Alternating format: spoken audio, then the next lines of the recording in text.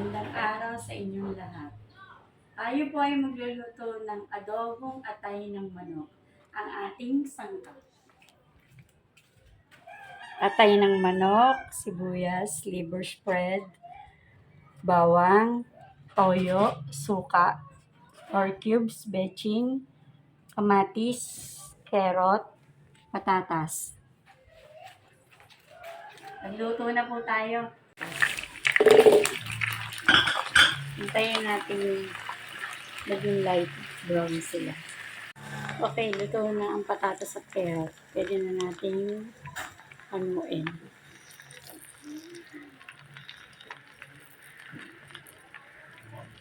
Ayan, iprito na natin ang atay.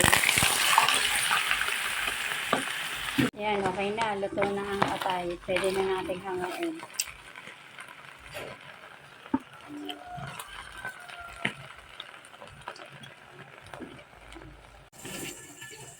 Gisa na po natin ang bawang.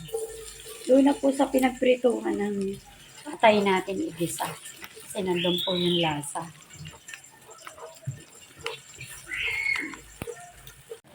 Light brown na yung bawang.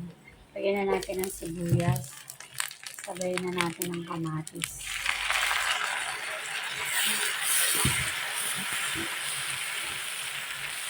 Iyaan muna natin maluto. Ayan, luto na ang kamatis. Pwede na natin ilagay ang atay.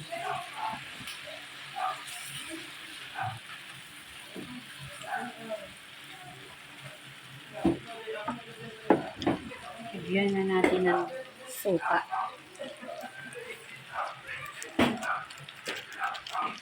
Toyo.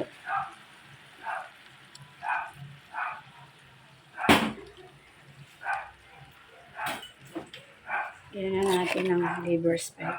Nilalagyan ko dito kasi mas masarap pag may liver spread siya.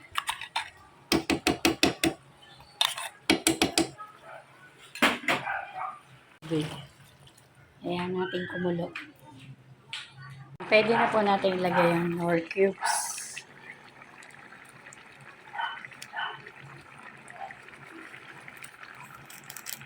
Betching, konti lang po. Nasa sa inyo po kung maglalagay kayo ng betching. Hintayin natin maluto. Lagay na rin po natin ang patatas at carrot.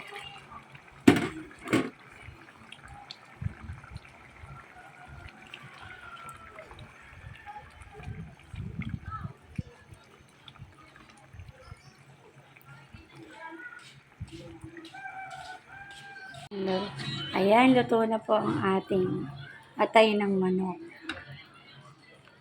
Pwede na po tayong kumain. Bye!